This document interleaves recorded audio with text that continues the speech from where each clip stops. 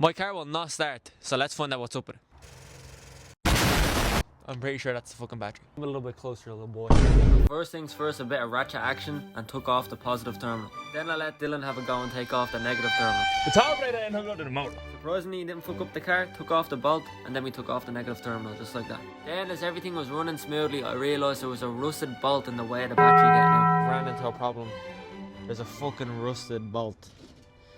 And I'm after snapping it probably about 10 times. But then eventually I got the bolt out. Don't ask me how I done it. I swear I snapped that so many times, but it came out smoothly in the end. I don't know how. But here's us putting in the new battery and connecting up the terminals, as you can see.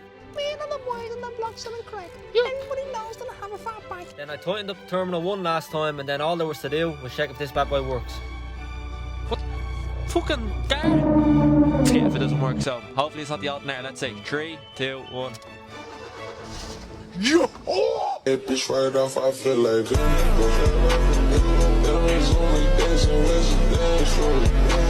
Look at that. We're at the Fuck fuck you, fuck yeah, on, you fuck fuck. on. Yeah, it's on this. Look. Rev her up there, bro. Watch this.